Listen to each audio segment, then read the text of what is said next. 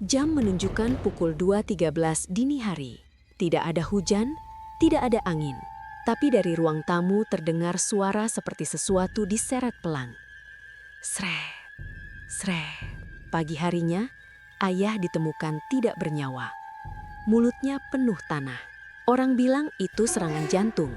Tapi malam berikutnya, tanah yang sama muncul lagi di lantai rumah kami.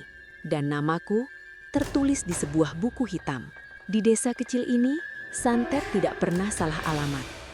Dan setiap janji selalu menuntut bayaran. Aku nggak pernah benar-benar percaya santet. Setidaknya dulu. Buatku itu cuma cerita yang diwariskan dari orang tua ke anaknya. Ditambah bumbu takut supaya kita nggak macam-macam sama orang.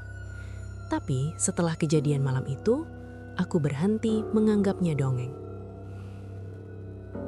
Semua bermula dari suara kecil yang tidak seharusnya ada. Jam menunjukkan pukul 2:13 dini hari. Rumah gelap, listrik menyala normal, tidak ada hujan, tidak ada angin. Tapi aku terbangun karena suara seperti sesuatu diseret pelan di ruang tamu. Sret, sret. Bukan keras, justru terlalu pelan, seolah sengaja tidak ingin diketahui. Aku menahan nafas, suara itu berhenti. Lalu terdengar batuk kering, berat, seperti orang tua yang paru-parunya penuh dahak, tepat di depan pintu kamarku. Di desa tempatku tinggal, kejadian aneh sering dikaitkan dengan satu nama, Pak Wiryo. Dia dukun kampung. Orang datang kepadanya untuk segala hal. Sakit yang tak sembuh-sembuh, usaha yang sepi pembeli, bahkan urusan jodoh. Tapi ada juga yang datang diam-diam untuk urusan yang lebih gelap. Pak Wiryo meninggal 3 bulan lalu, katanya karena stroke. Pemakamannya biasa saja, tidak ada yang aneh. Tapi sejak kematiannya, satu persatu warga desa mulai sakit dengan cara yang sulit dijelaskan. Ada yang perutnya membengkak tanpa sebab, ada yang muntah benda-benda kecil seperti serpihan logam, ada yang mimisan setiap tepat jam 2 pagi. Ayahku salah satunya yang mulai terlihat berbeda. Dia sering mengeluh dadanya sesak, padahal hasil pemeriksaan puskesmas bilang tidak ada apa-apa. Ayah juga pernah punya masalah dengan Pak Wiryo soal tanah batas pekarangan. Mereka tidak pernah benar-benar berdamai. Malam suara gesekan itu muncul, aku akhirnya membuka pintu kamar sedikit. Bau busuk langsung menyergap. Bukan bau sampah, bukan bangkai tikus. Bau tanah basah bercampur sesuatu yang sudah lama mati. Di lantai ruang tamu, ada gumpalan tanah hitam. Masih basah. Di atasnya ada rambut panjang kusut yang bukan milik siapapun di rumah kami. Pintu kamar ayah terbuka perlahan. Tidak ada angin, tidak ada siapa-siapa di belakangnya. Tapi terdengar suara seperti orang berbisik dari dalam kamar. Bukan bahasa yang ku mengerti. Pagi harinya, ayah ditemukan tidak bernyawa. Mulutnya penuh tanah. Dokter bilang serangan jantung. Semua orang menerima itu sebagai takdir. Tapi sebelum ayah menghembuskan nafas terakhirnya, dia sempat memegang tanganku dan berbisik pelan. Dia belum selesai. Sejak hari itu, aku mulai mencari tahu tentang ilmu yang katanya tidak ikut terkubur bersama tubuh, tentang santet yang katanya bisa terus berjalan meski pengirimnya sudah mati, dan tentang siapa yang mungkin melanjutkannya. Karena di desa kecil seperti ini, dendam tidak pernah benar-benar hilang. Dan kadang, yang paling berbahaya bukan orang yang masih hidup. Setelah pemakaman ayah, rumah terasa berbeda. Bukan karena kehilangan saja. Ada sesuatu yang berubah di udara. Terlalu sunyi, terlalu berat. Ibu lebih banyak diam, sementara aku mulai memperhatikan hal-hal kecil yang dulu mungkin akan kuabaikan. Tanah hitam yang kutemukan malam itu sudah kubuang ke sungai kecil belakang rumah. Rambut panjang itu ikut hanyut. Setidaknya aku pikir begitu. Tapi 2 malam setelahnya, bau tanah basah itu muncul lagi. Tidak sekuat sebelumnya, tapi cukup jelas untuk membuatku terbangun tepat jam 2 lewat sedikit. Jam di dinding ruang tamu berhenti di angka 02.13. Padahal baterainya baru diganti minggu lalu. Aku mulai mencatat setiap suara, setiap bau, setiap jam yang terasa tidak wajar. Dan semuanya selalu terjadi di rentang waktu yang sama, antara jam 2 sampai setengah 3 pagi. Di siang hari, aku mendatangi rumah Bu Sarti, tetangga paling tua di desa kami. Beliau salah satu orang yang cukup dekat dengan Pak Wiryo dulu. Awalnya dia enggan bicara, tapi setelah tahu ayah meninggal dengan cara yang aneh, wajahnya berubah. Dia hanya berkata pelan, "Kalau ilmunya belum diputus, ya tetap jalan." Aku tanya, maksudnya apa? Bu Sarti menatap ke arah dapur seolah takut ada yang mendengar. Katanya, beberapa dukun tidak menurunkan ilmu saat masih hidup. Ilmu itu dibiarkan menggantung. Dan ketika pemiliknya mati, ilmu itu mencari wadah baru. Entah diwariskan diam-diam atau menempel pada orang yang paling dekat. Aku langsung teringat satu orang, Rini, anak perempuan Pak Wiryo.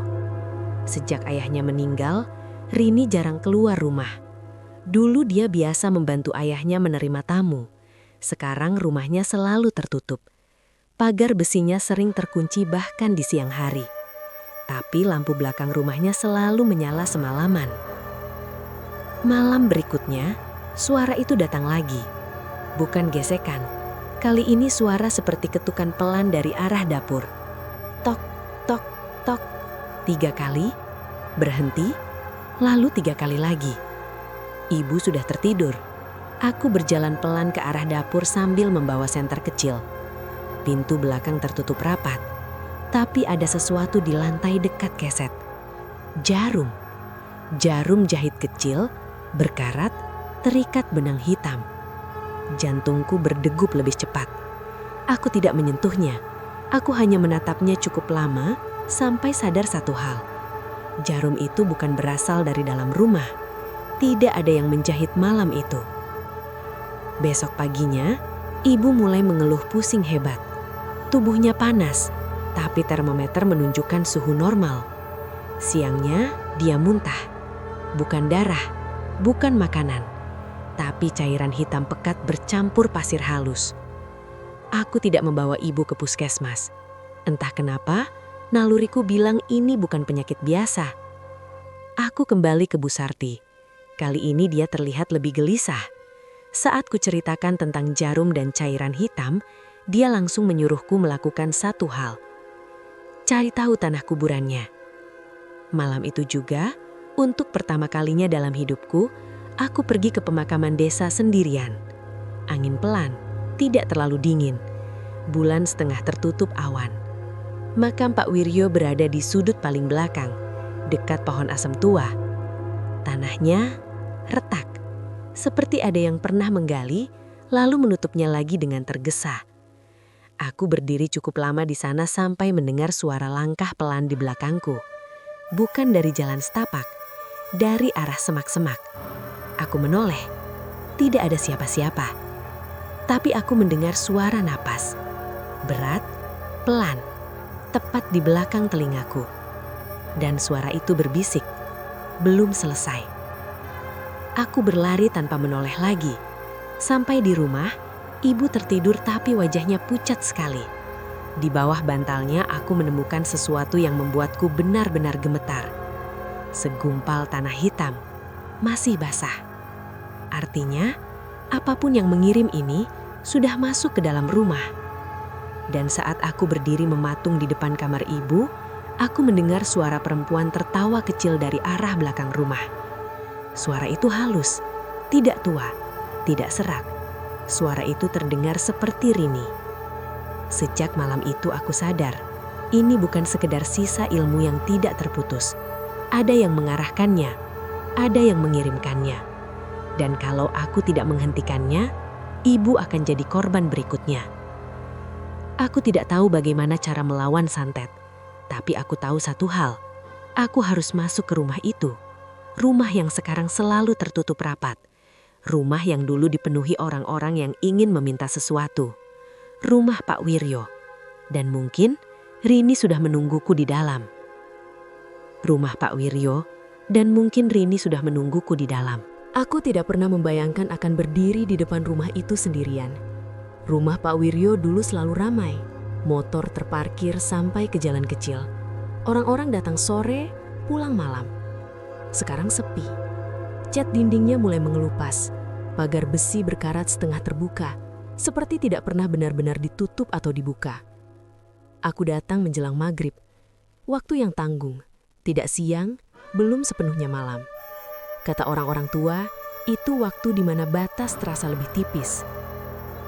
Lampu ruang tamu menyala redup, tirai tertutup, tidak ada suara televisi, tidak ada suara orang berbicara. Aku mengetuk pagar pelan, tidak ada jawaban. Aku mendorongnya sedikit, tidak terkunci. Halaman belakang rumah Pak Wiryo berbatasan langsung dengan kebun singkong kecil. Dari sanalah dulu ayah sering mempermasalahkan batas tanah. Sekarang rumputnya tinggi dan tidak terurus. Saat aku melangkah ke teras, bau dupa langsung tercium. Bukan dupa wangi seperti di rumah orang sembahyang. Ini lebih tajam, lebih pahit. Pintu rumah tidak terkunci. Aku tahu seharusnya aku tidak masuk tanpa izin, tapi ibu muntah pasir hitam pagi tadi, dan di bawah bantalnya ada tanah kuburan. Aku tidak punya pilihan. Ruang tamu gelap meski lampu menyala. Rasanya seperti cahayanya tidak pernah benar-benar sampai ke sudut ruangan. Di dinding masih tergantung foto Pak Wiryo dengan sorban putihnya. Tatapannya lurus ke kamera. Tapi saat aku berdiri di sana, rasanya seperti matanya mengikuti. Di meja kayu dekat dinding ada buku tua. Sampulnya hitam, tebal, sudut-sudutnya aus. Aku tidak langsung menyentuhnya. Tanganku dingin, tapi rasa ingin tahu lebih kuat. Saat kubuka halaman pertama, ada daftar nama, ditulis tangan. Beberapa nama sudah dicoret. Di sampingnya ada tanda kecil seperti simbol. Aku menemukan nama ayah. Di sampingnya ada simbol lingkaran dengan garis di tengah. Aku membalik halaman berikutnya. Ada tulisan-tulisan yang tidak sepenuhnya ku mengerti. Campuran huruf Arab, Jawa kuno, dan beberapa catatan kecil dalam bahasa Indonesia. Salah satu kalimatnya membuat nafasku berhenti. Ilmu tetap berjalan meski tubuh terbaring. Tiba-tiba terdengar suara pintu kamar belakang terbuka. Aku menoleh cepat. Rini berdiri di lorong. Rambutnya panjang tergerai. Wajahnya pucat tapi tenang. Terlalu tenang. Dia tidak terlihat kaget melihatku. "Kamu cari apa?" Suaranya datar. Aku menutup buku itu pelan. "Ibu sakit," kataku jujur. "Dan ini semua mulai sejak Pak Wiryo meninggal." Rini tersenyum tipis. Bukan senyum ramah. Lebih seperti orang yang tahu sesuatu yang orang lain belum tahu. "Kalau sakit ya ke dokter." "Sudah," jawabku. "Tidak ada apa-apa. Tapi tiap malam selalu jam 2:13. Senyumnya hilang. Untuk pertama kalinya, matanya berubah. Dia berjalan mendekat perlahan. Aku bisa mencium bau tanah basah dari tubuhnya. Bukan bau parfum, bukan bau keringat. Bau yang sama seperti yang kutemukan di rumah. "Kamu tidak seharusnya datang ke sini," katanya pelan. Aku menahan gemetar. Ayahku ada di daftar itu. Dia tidak menyangkal. Beberapa detik kami hanya saling menatap. Lalu dia berkata sesuatu yang membuatku merasa darahku turun ke kaki. Kalau sudah ditulis ya tidak bisa dihapus. Lampu ruang tamu tiba-tiba berkedip. Sekali, 2 kali, lalu mati. Rumah itu gelap total. Aku mendengar sesuatu bergerak di belakangku. Bukan langkah kaki manusia, lebih seperti kain panjang yang diseret di lantai. Rini masih berdiri di depan, tapi suara itu jelas berasal dari arah ruang tengah. "Dia belum selesai," bisiknya. Pelan sekali, hampir seperti suara yang kudengar di pemakaman. Tiba-tiba dari arah dapur terdengar suara benda jatuh, keras. Aku refleks menoleh. Saat kembali melihat ke depan, Rini sudah tidak ada di lorong. Aku tidak tahu kemana dia pergi. Tidak ada suara pintu dibuka, tidak ada langkah kaki menjauh. Aku berdiri sendirian di ruang gelap itu, dan di belakangku terdengar suara nafas. Pelan, berat, tepat di tengkukku. Aku tidak menoleh. Entah kenapa tubuhku menolak untuk melihat. Tapi sesuatu menyentuh ujung rambutku. Dingin, basah. Lalu suara laki-laki tua berbisik sangat dekat di telingaku. "Satu lagi." Aku lari keluar rumah tanpa memikirkan apapun lagi. Sampai di halaman, aku sempat menoleh ke arah jendela ruang tamu. Di balik tirai tipis, ada dua bayangan berdiri berdampingan. Satu tinggi dan kerus, satu lebih kecil. Seperti Pak Wiryo dan Rini. Malam itu ibu kejang tepat jam 2:13. Tangannya mencengkram sprei kuat sekali. Dari mulutnya keluar pasir bercampur rambut pendek yang kasar. Aku memeluk ibu sambil menangis, tapi dalam kepalaku hanya satu kalimat yang terus berputar. Kalau sudah ditulis, ya tidak bisa dihapus. Berarti, ini belum selesai. Dan mungkin, bukan hanya ayah yang ada di daftar itu. Malam itu aku tidak tidur sama sekali. Ibu akhirnya berhenti kejang menjelang subuh. Tubuhnya lemas seperti habis berlari jauh. Di lantai kamar masih ada sisa pasir halus yang keluar dari mulutnya. Aku menyapunya pelan, tapi setiap kali melihat butiran itu, rasanya seperti sedang memegang sesuatu yang tidak seharusnya ada di dunia orang hidup. Jam dinding kembali normal setelah lewat pukul 3, seolah tidak pernah berhenti di angka 02.13. Aku duduk di ruang tamu sambil memikirkan satu hal. Kalau memang nama ayah sudah ditulis dan tidak bisa dihapus, berarti ada aturan. Dan kalau ada aturan, pasti ada cara untuk memutuskannya. Pagi itu aku menemui satu orang yang jarang sekali terlibat urusan warga. Namanya Pak Lurah Lama. Sudah pensiun, jarang keluar rumah, tapi orang-orang bilang beliau tahu banyak tentang sejarah desa ini. Awalnya beliau tidak mau ikut campur, tapi saat aku menyebut nama Pak Wiryo dan daftar nama di buku hitam itu, wajahnya berubah. Beliau bilang, sebelum dikenal sebagai dukun penyembuh, Pak Wiryo dulu belajar ke seseorang di luar desa. Ilmu yang dibawanya bukan ilmu biasa, itu ilmu titip, ilmu yang tidak bisa berhenti kecuali dipindahkan atau dikembalikan. Ilmu seperti itu butuh tumbal, katanya pelan. Bukan selalu mati, kadang sakit panjang, kadang keluarga yang kena. Aku menelan ludah. Beliau melanjutkan, setiap santet yang dikirim harus diberi pengikat. Biasanya berupa tanah kuburan, rambut, atau benda pribadi korban. Dan selama pengikatnya belum dihancurkan dengan cara yang benar, efeknya akan terus berulang. Aku langsung teringat tanah hitam yang kubuang ke sungai. Bagaimana kalau itu bukan cara yang benar? Siang itu aku kembali ke pemakaman. Kali ini tidak sendirian. Pak Lurah Lama ikut meski langkahnya pelan dan berat. Kami berdiri di depan makam Pak Wiryo. Tanahnya masih terlihat retak. Beliau berjongkok, menyentuh tanahnya sebentar, lalu menarik tangannya cepat seolah tersengat. Ini belum selesai, gumamnya. Aku melihat sesuatu yang baru kusadari. Di sisi makam ada bekas seperti lilin yang pernah dinyalakan. Hitamnya masih jelas, artinya ada yang datang ke sini setelah pemakaman.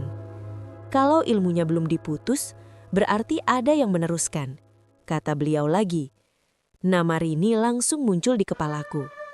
Malam itu, tepat sebelum jam 2, aku sudah duduk di samping ibu. Lampu kamar kunyalakan terang, aku tidak ingin gelap lagi. Jam menunjukkan 02.12. Detik berikutnya terasa lambat.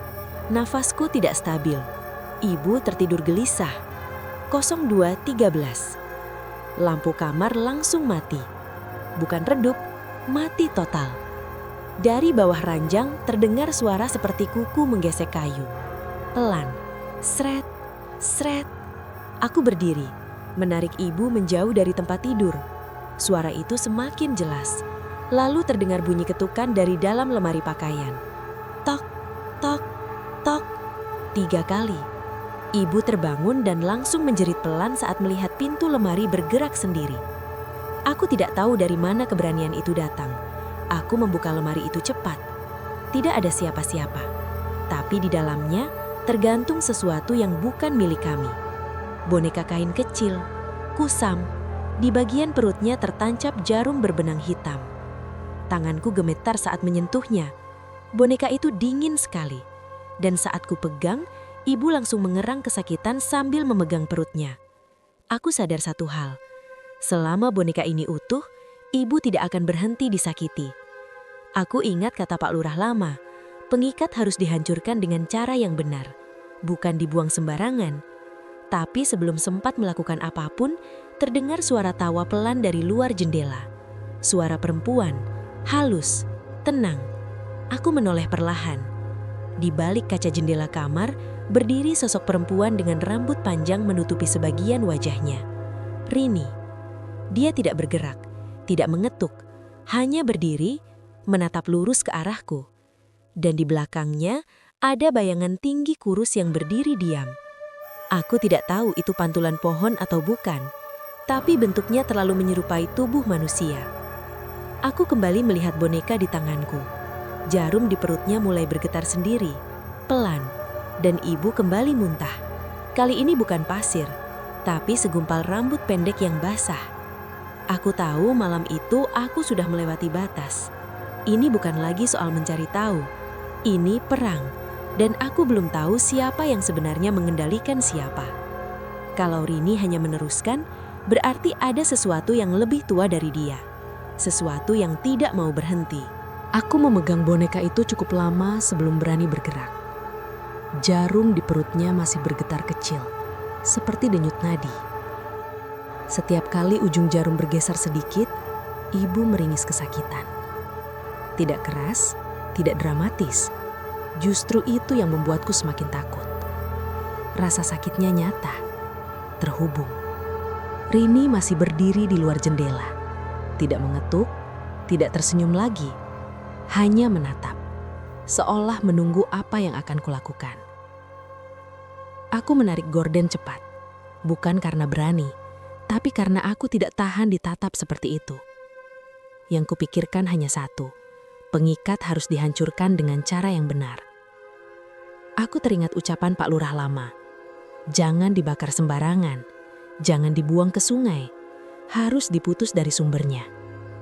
Sumbernya, itu berarti bukan bonekannya saja, tapi siapa yang mengikatnya? Jam sudah lewat 3 saat semuanya kembali tenang. Lampu menyala lagi, suara gesekan berhenti. Rini sudah tidak ada di luar jendela.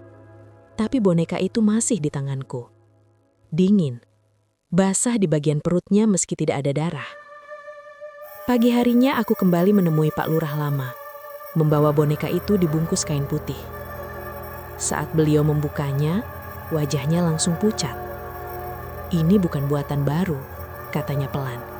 Kainnya lama, sudah pernah dipakai. Aku tidak mengerti maksudnya. Beliau menunjuk bagian kepala boneka. Di sana ada jahitan ulang. Artinya boneka itu pernah rusak, lalu diperbaiki. Ilmunya sudah lama berjalan, katanya. Bukan cuma untuk keluargamu. Aku terdiam. Beliau menyuruhku melakukan satu hal malam itu juga. Ambil sedikit tanah dari makam Pak Wiryo, campur dengan air sumur rumahku, lalu siramkan ke boneka itu sambil menyebut nama lengkap ayah dan ibuku. Bukan untuk menghancurkan, tapi untuk memancing. Kalau ada yang mengikatnya, dia akan terasa, katanya. Aku tidak yakin, tapi aku sudah sampai di titik di mana ragu tidak lagi membantu. Menjelang maghrib, aku kembali ke pemakaman. Kali ini sendirian. Aku membawa botol kecil dan sendok. Tanah makam itu terasa lebih lembek dari seharusnya, padahal sudah tidak hujan berhari-hari. Saat aku mengambil sedikit tanah, terdengar suara seperti desahan pelan dari bawah kakiku. Aku berhenti. Mungkin hanya angin, tapi tidak ada angin. Aku pulang sebelum langit benar-benar gelap. Malam itu tepat pukul 2.10, aku sudah duduk di dapur. Ibu tertidur di ruang tengah. Boneka itu kuletakkan di atas meja kayu. Air sumur sudah kusiapkan dalam mangkuk kecil. Tanah makam ada di dalamnya, membuat air berubah keruh. Tanganku gemetar saat menyiramkannya. Ayah, ibu, suaraku hampir tidak keluar.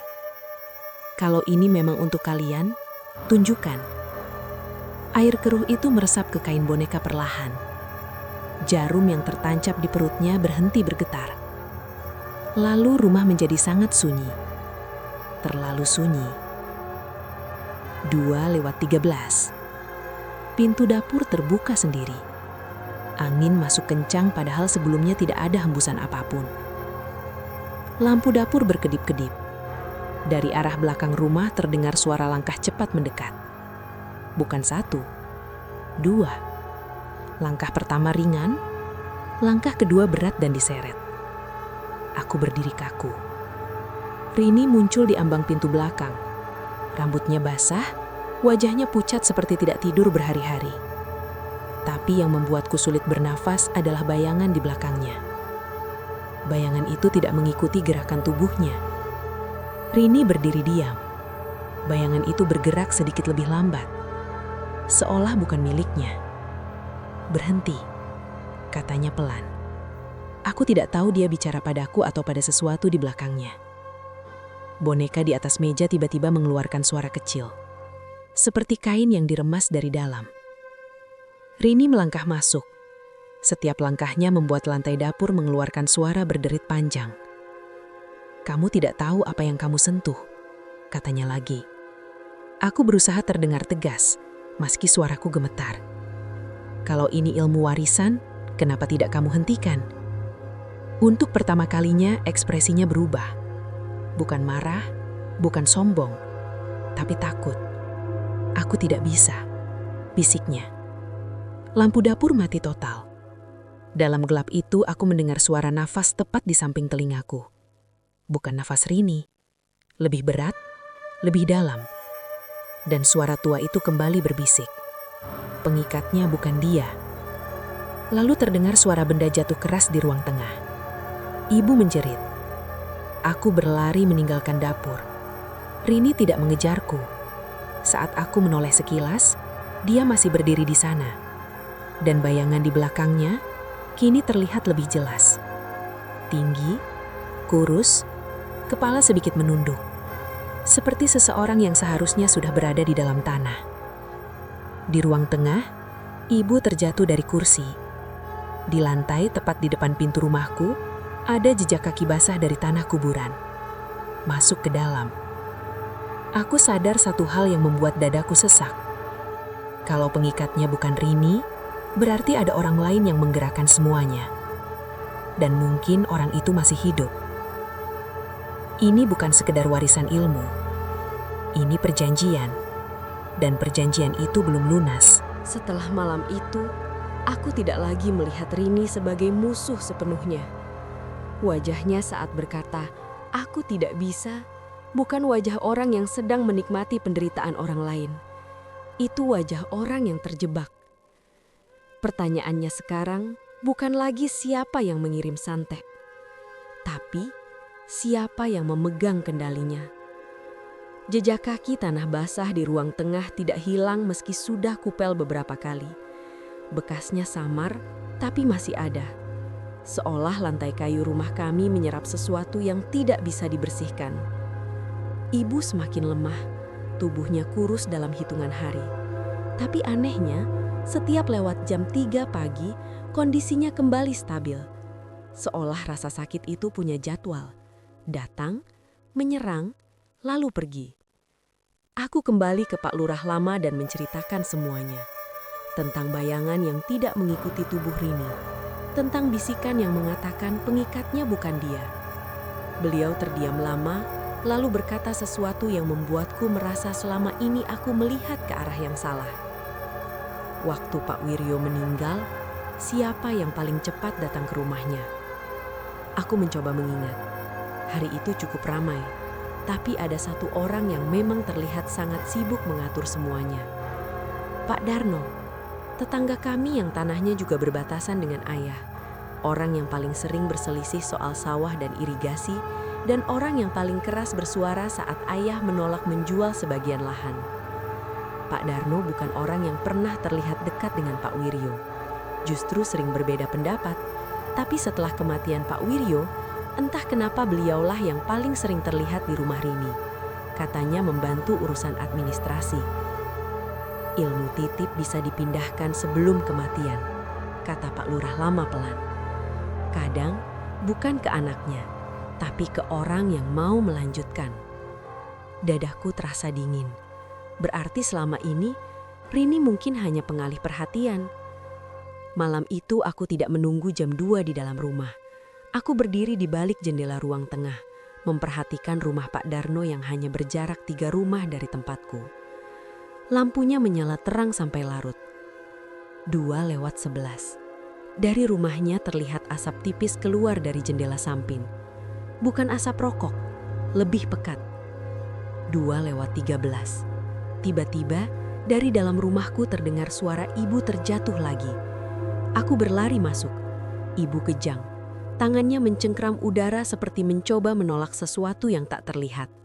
Dan kali ini, di pergelangan tangannya muncul bekas lebam berbentuk lingkaran kecil, seperti bekas diikat tali tipis. Aku tidak panik seperti sebelumnya. Aku marah. Aku keluar rumah tanpa berpikir panjang, langsung menuju rumah Pak Darno. Pintunya tidak terkunci. Di dalam, bau dupa jauh lebih kuat daripada di rumah Rini. Lampu ruang tamu mati, hanya ada cahaya dari ruang belakang. Aku melangkah pelan. Di ruangan belakang itu, Pak Darno duduk bersila di lantai. Di depannya ada baskom berisi air keruh. Mengambung di dalamnya potongan kain kecil, mirip kain boneka yang kupegang semalam. Tangannya memegang jarum. Benang hitam menjuntai di sela jari-jarinya. Dia tidak kaget melihatku. "Kamu seharusnya tidak ikut campur," katanya tenang. Aku melihat sesuatu di sudut ruangan yang membuatku hampir tidak bisa berdiri. Buku hitam itu, buku yang kulihat di rumah Pak Wiryo. Terbuka, dan di halaman yang terlihat ada 2 nama baru ditulis di bawah nama ayahku, namaku, dan nama ibuku. "Kenapa?" Suaraku serak. Dia tersenyum tipis. "Ayahmu terlalu keras kepala. Tanah itu seharusnya sudah jadi milikku. Pak Wiryo sudah janji bantu, tapi dia keburu mati. Jadi ini bukan sekedar warisan, ini perlanjutan kesepakatan. Jadi kamu pikir ilmunya hilang begitu saja? Ilmu seperti itu butuh yang mau menggerakkan." Tanganku gemetar. "Hentikan!" Dia menggeleng pelan. "Kalau sudah ditulis, ya harus selesai." Kalimat itu sama persis seperti yang dikatakan Rini. Tiba-tiba lampu ruangan berkedip-kedip. Suhu udara turun drastis. Di belakang Pak Darno muncul bayangan tinggi kurus yang sama seperti yang kulihat sebelumnya. Tapi kali ini lebih jelas, seperti sosok lelaki tua dengan bahu sedikit membungkuk. Pak Wiryo, atau sesuatu yang menyerupainya. Bayangan itu perlahan mendekat ke arah Pak Darno, tapi bukan untuk menyakiti, lebih seperti mengawasi. Aku sadar satu hal yang lebih mengerikan dari semuanya. Pak Darno bukan penguasa ilmu ini. Dia hanya perpanjangan tangan, dan sosok di belakangnya masih menginginkan sesuatu yang belum terpenuhi. Tiba-tiba, bayangan itu menoleh ke arahku, dan untuk pertama kalinya, aku melihat wajahnya jelas.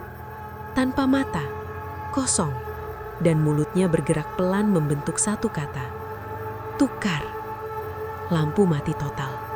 Aku mendengar Pak Darno terengah, lalu suara benda tajam jatuh ke lantai. Saat lampu menyala lagi beberapa detik kemudian, ruangan kosong.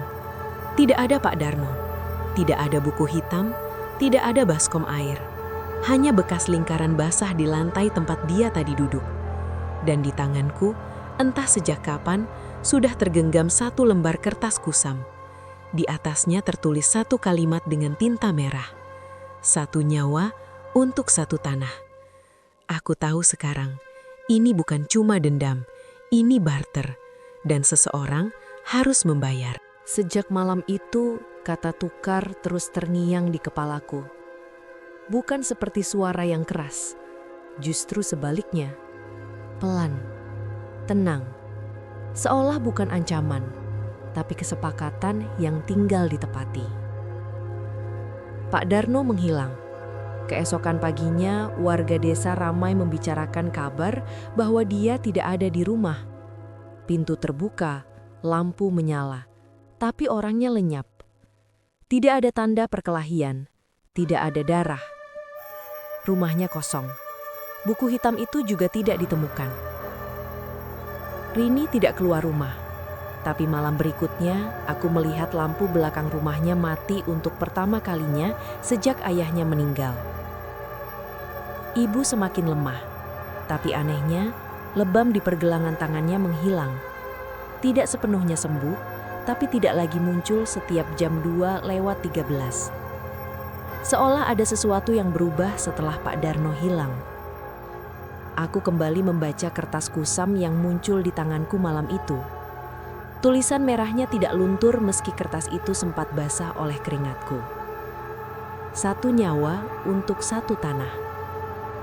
Tanah itu, tanah yang dulu diperebutkan ayah dan Pak Darno.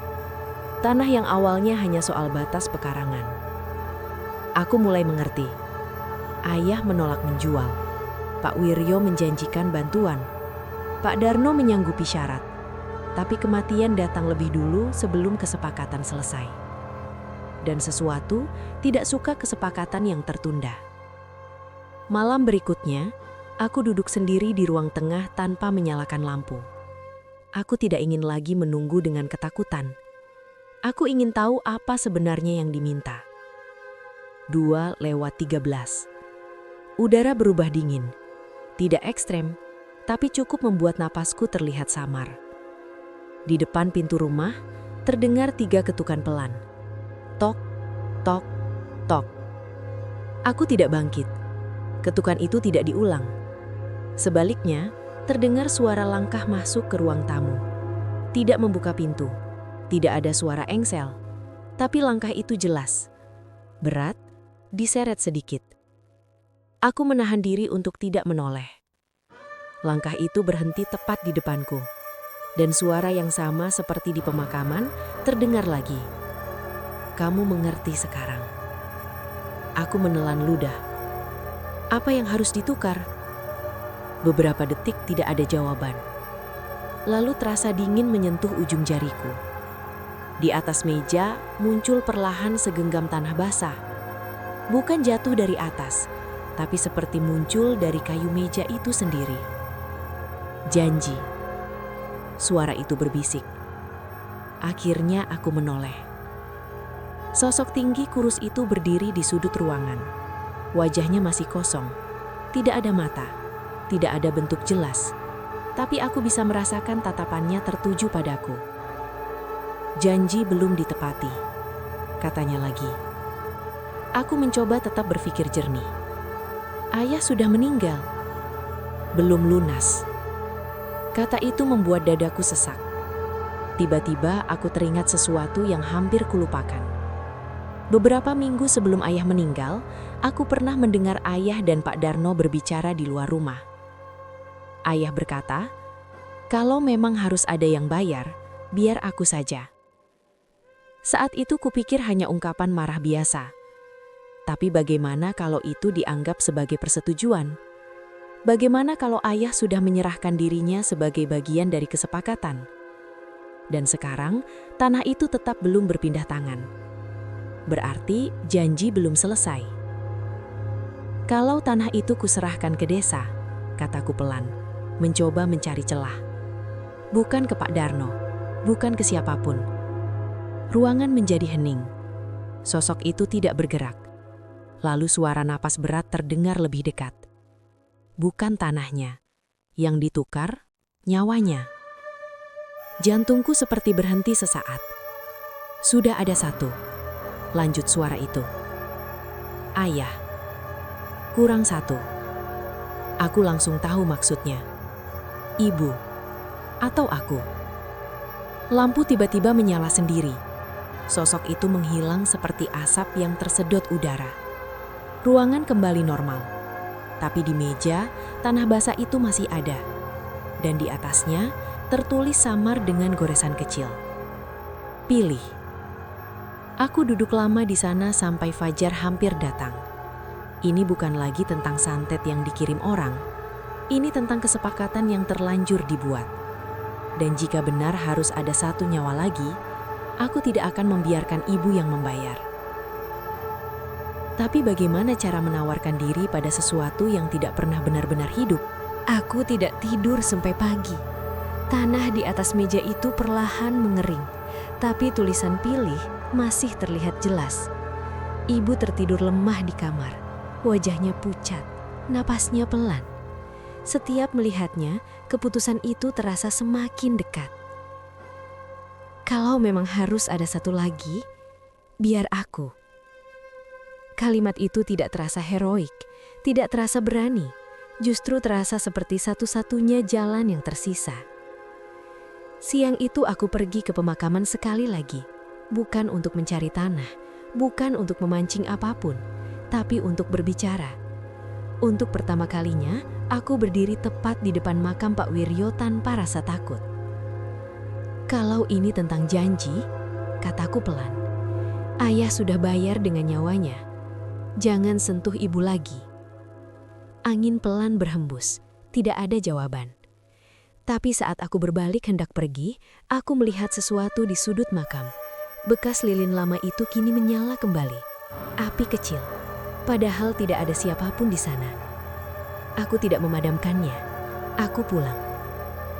Sore itu aku menulis sesuatu di secarik kertas. Bukan surat panjang, hanya beberapa kalimat untuk ibu. Kalau besok aku tidak bangun, setidaknya ibu tahu aku tidak pergi tanpa alasan. Menjelang malam aku mandi dan memakai pakaian bersih. Entah kenapa aku merasa harus begitu, seperti seseorang yang akan menghadiri sesuatu yang penting. Jam 2:10, aku sudah duduk di ruang tengah sendirian. Lampu sengaja kumatikan. Rumah gelap, tenang. Aku menarik napas panjang. Kalau memang kurang satu, ucapku pelan ke arah ruangan kosong. Ambil aku. Beberapa detik tidak terjadi apa-apa.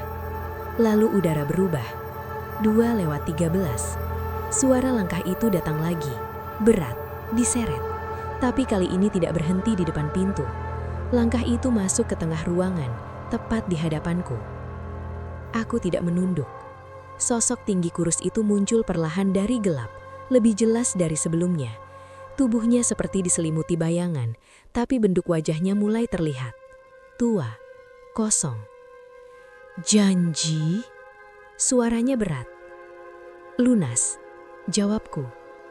Tiba-tiba dadaku terasa sesak. Seperti ada tangan tak terlihat yang mencengkram dari dalam. Napasku pendek, pandanganku mulai kabur. Dari kamar terdengar suara ibu bertatuk pelan, tapi tidak ada muntah, tidak ada jeritan. Rasa dingin merambat dari ujung kaki ke kepala, tubuhku lemas. Di antara kabur penglihatan, aku melihat sesuatu yang tidak pernah kulihat sebelumnya. Di belakang sosok itu, berdiri ayah. Wajahnya tidak kosong, wajahnya normal, tapi sedih. Dia menggeleng pelan, seolah berkata, "Tidak." Sosok tinggi itu menoleh sedikit, seakan menyadari kehadiran ayah. Dan untuk pertama kalinya, suaranya terdengar berbeda, tidak lagi tenang, ada nada tidak sabar. Janji belum lengkap. Aku hampir tidak bisa bernapas. Apalagi, suaraku nyaris tidak terdengar. Yang membuat janji, bukan kamu. Kalimat itu membuatku sadar. Ayah yang berkata, kalau harus ada yang bayar, biar aku saja. Berarti kesepakatan itu hanya berlaku untuk dirinya. Dan dia sudah membayarnya. Dadaku tiba-tiba terasa lebih ringan. Sosok itu mundur satu langkah, seolah ada batas yang tidak bisa dilanggarnya. Dari kamar, ibu bangun dan memanggil namaku dengan suara yang jauh lebih kuat dari biasanya. Lampu ruang tengah menyala sendiri. Sosok tinggi itu memudar perlahan. Sebelum hilang sepenuhnya, suara beratnya terdengar sekali lagi. Janji selesai, tapi tanah tetap berpindah. Ruangan kembali normal, tidak ada rasa dingin, tidak ada bau tanah basah. Aku terjatuh ke lantai, terengah, tapi aku masih hidup. Ibu keluar dari kamar dengan wajah bingung. "Tadi, kamu bicara dengan siapa?" Aku tidak menjawab, aku hanya memeluknya. Pagi harinya kabar tentang Pak Darno akhirnya jelas. Tubuhnya ditemukan di kebun singkong dekat batas tanah yang dulu diperebutkan. Tidak ada luka, tidak ada tanda kekerasan. Wajahnya tenang, seolah tertidur. Desa memutuskan tanah sengketa itu diserahkan ke balai desa, tidak jadi milik siapapun. Sejak hari itu, jam dinding kami tidak pernah lagi berhenti di angka 2:13. Tidak ada suara gesekan, tidak ada ketukan 3 kali. Dan rumah Rini kosong. Dia pergi setelah tubuh Pak Darno ditemukan. Tidak pamit, tidak meninggalkan pesan. Orang-orang bilang dia pindah ke kota. Aku tidak pernah benar-benar tahu. Tapi kadang, saat malam terlalu sunyi, aku masih teringat satu kalimat terakhir yang diucapkan sebelum semuanya berakhir. Tanah tetap berpindah. Dan setiap kali aku melewati batas pekarangan yang dulu diperebutkan, aku merasa seperti ada sesuatu yang masih memperhatikan. Bukan untuk menuntut, tapi untuk memastikan tidak ada lagi janji yang dibuat sembarangan.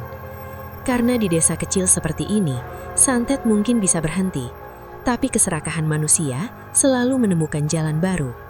Seminggu setelah semuanya terasa tenang, hidup seperti kembali normal. Ibu mulai bisa berjalan tanpa pegangan.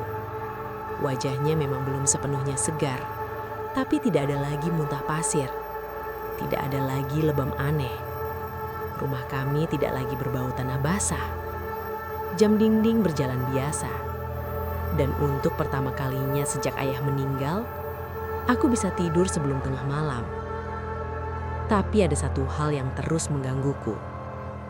Buku hitam itu. Buku yang kulihat di rumah Pak Wiryo, buku yang kulihat lagi di rumah Pak Darno, buku yang berisi daftar nama. Buku itu tidak pernah ditemukan. Rumah Pak Darno kini kosong dan disegel sementara oleh aparat desa. Tidak ada yang berani masuk. Rumah Rini juga terkunci. Jendelanya ditutup papan kayu seadanya. Orang-orang memilih percaya bahwa semuanya sudah selesai karena dua orang yang terlibat sudah tidak ada lagi. Pak Wiryo sudah lama dikubur. Pak Darno ditemukan tak bernyawa. Tapi aku tidak pernah melihat nama ayah dicoret. Dan aku tidak pernah melihat namaku dihapus. Malam ke-8 setelah kejadian itu, aku terbangun bukan karena suara aneh. Bukan karena jam berhenti. Tapi karena mimpi. Dalam mimpi itu aku berdiri di ruangan gelap yang tidak kukenal. Di depanku ada meja kayu panjang. Di atasnya terbuka buku hitam itu. Halamannya bergerak sendiri, seolah ditiup angin. Nama ayahku terlihat jelas. Di sampingnya ada simbol lingkaran yang dulu kulihat. Tapi simbol itu sekarang retak. Di bawahnya, namaku masih tertulis. Dan di samping namaku belum ada simbol apapun. Hanya garis kosong. Aku mencoba mencoret namaku sendiri dalam mimpi itu. Tapi tinta pena yang kugunakan berubah menjadi tanah basah setiap kali menyentuh kertas. Lalu dari belakang terdengar suara pelan. Bukan suara tua seperti sebelumnya. Suara perempuan. Belum selesai. Aku menoleh. Rini berdiri di ujung ruangan. Wajahnya tidak lagi pucat, tapi tatapannya kosong. Di tangannya dia memegang buku yang sama. "Kamu pikir hanya satu perjanjian?" katanya pelan. Aku terbangun dengan nafas terengah-engah. Jam menunjukkan 02:12. Aku duduk tegak, menunggu. 02:13. Tidak ada suara gesekan, tidak ada ketukan. Tapi dari arah luar rumah terdengar suara sepeda motor berhenti. Pelan, mesin dimatikan. Aku berjalan ke jendela dan mengintip sedikit. Di depan rumah berdiri seorang laki-laki yang tidak kukenal. Usianya sekitar 40. Wajahnya biasa saja, tidak menyeramkan. Dia berdiri cukup lama, menatap rumah kami, lalu pergi tanpa mengetuk. Keesokan harinya, ibu bilang ada orang yang bertanya tentang tanah bekas sengketa itu di balai desa. Katanya ingin membelinya untuk dibangun gudang. Aku tidak pernah percaya pada kebetulan lagi. Sore itu aku memberanikan diri masuk ke rumah Rini. Pintu depannya terkunci, tapi pintu belakangnya hanya diganjal kayu. Di dalamnya kosong, tidak ada perabotan, tidak ada buku, tidak ada bekas dupa. Tapi di salah satu dinding ruang tengah, ada bekas paku yang baru saja dicabut. Seperti sesuatu pernah digantung di sana. Mungkin foto. Mungkin daftar. Di lantai dekat sudut ruangan, aku menemukan sobekan kecil kertas hitam. Ukurannya tidak lebih besar dari telapak tangan. Di atasnya hanya ada satu potongan tulisan yang tersisa. Pindah tangan. Aku meremas kertas itu. Kalimat terakhir yang kudengar malam itu kembali terngiang. Tanah tetap berpindah. Berarti bukan soal siapa yang hidup atau mati. Selama tanah itu masih diperebutkan, selama ada orang yang menginginkannya dengan cara apapun, sesuatu akan selalu mengikat perjanjian baru. Malam itu aku berdiri di batas pekarangan. Tanah itu kini kosong. Tidak ada pagar pembatas, tidak ada tanda kepemilikan. Aku menatapnya lama, dan untuk sesaat, aku melihat bayangan tinggi kurus berdiri di tengah lahan kosong itu. Bukan mengancam, bukan menuntut, menunggu. Menunggu siapa yang akan membuat janji berikutnya. Aku sadar sekarang, mungkin ayah sudah lunas, mungkin Ibi sudah bebas, tapi buku itu belum hilang. Dan selama buku itu masih ada di tangan seseorang, nama baru akan terus ditulis. Santet bukan cuma tentang kiriman benda atau jarum yang menusuk boneka. Santet lahir dari keserakahan. Dan keserakahan tidak pernah benar-benar mati. Sudah 6 bulan berlalu sejak malam terakhir itu. Desa terlihat biasa saja. Sawah tetap hijau. Anak-anak tetap bermain sore hari. Orang-orang kembali membicarakan hal lain. Tanah sengketa itu sekarang dipasang papan kecil bertuliskan, aset desa tidak untuk diperjualbelikan. Tidak ada lagi yang berani menyentuhnya. Aku tetap tinggal di rumah ini bersama ibu. Banyak yang menyarankan pindah. Katanya terlalu banyak kenangan buruk. Tapi aku tahu, bukan rumah ini yang bermasalah. Masalahnya selalu tentang janji. Dan manusia terlalu mudah membuatnya. Buku hitam itu tidak pernah ditemukan. Tidak di rumah Pak Darno, tidak di rumah Rini, tidak di makam Pak Wiryo. Sampai suatu sore, aku menemukannya. Bukan di tempat angker, bukan muncul dari tanah, tapi terselip di dalam lemari kayu tua milik ayah. Lemari yang selama ini tidak pernah kubongkar bagian bawahnya. Aku tidak tahu bagaimana buku itu bisa ada di sana. Sampulnya sama, hitam. Sudutnya aus. Bau kertas tua bercampur tanah samar masih terasa.